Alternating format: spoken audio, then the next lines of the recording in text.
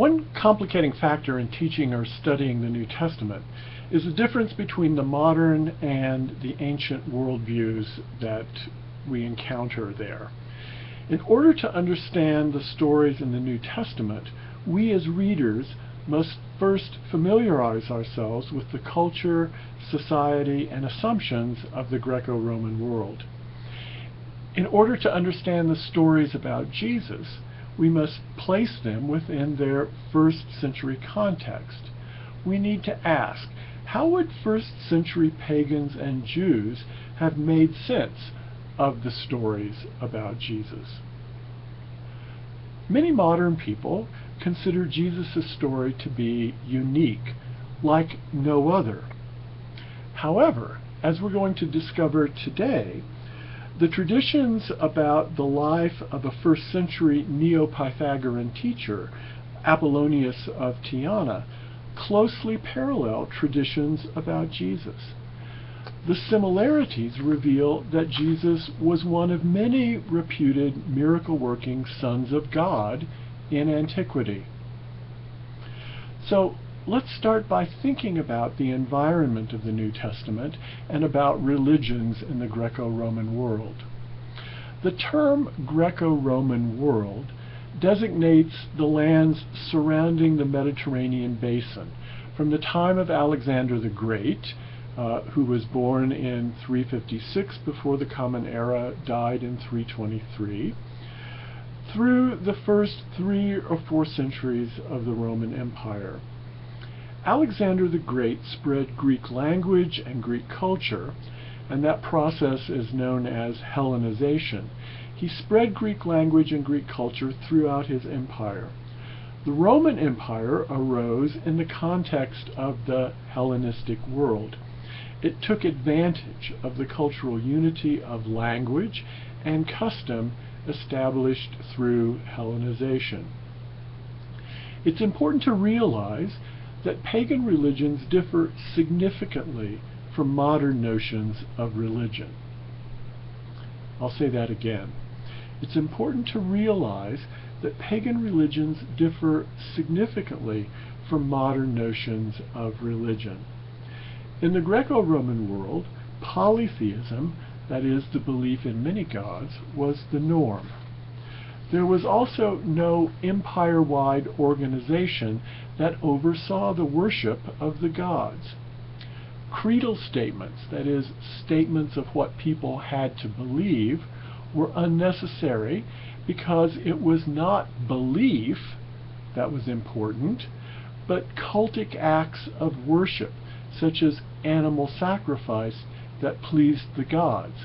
That's what was important, pleasing the gods by doing certain activities. Ethical demands played a very limited role in Greco-Roman religiosity. In addition, and this is really important, the afterlife was of little concern to most residents of the Roman Empire.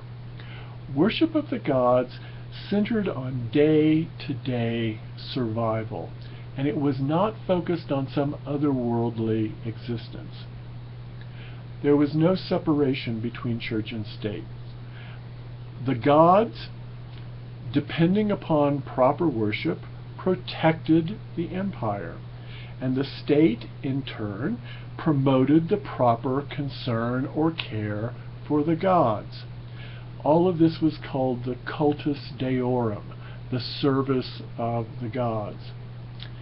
Finally, non-exclusivity was a central aspect of Greco-Roman religion, so that many people practiced many different or held to many disparate religious beliefs and practiced many different religious practices, or allowed those beliefs and practices to exist side by side, all at the same time.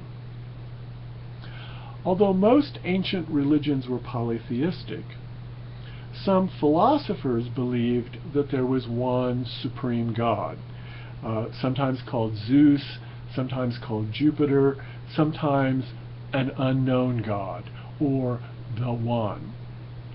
Below this one god were the great gods of the Mediterranean world: Poseidon, Hera, Aphrodite, Artemis, and others. There was a next tier of divine beings who were called the daimonia, or the demons, a group of lesser deities who had limited power, but who were in direct contact with humans, who could be both good and evil.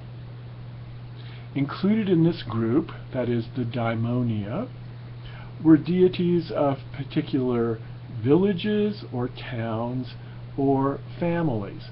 So there was a pyramid. Language about the one god, and then the great gods, and then the daimonia. And the gap between the divine beings and human beings were bridged by people who were called the great men, who were philosophers or warriors, or heroes, whose lives had been so extraordinary that at their deaths the gods made them immortal. Related to this last group, then, were individuals who were called demigods, born from a union of a mortal, most often a female, and a god. Apollonius of Tyana, who I mentioned at the very beginning, was one such individual. Because stories of supernatural births and parental ties to the gods were more or less commonplace in the stories of these extraordinary men, the story of Jesus as God's Son would not have been incomprehensible to an ancient audience.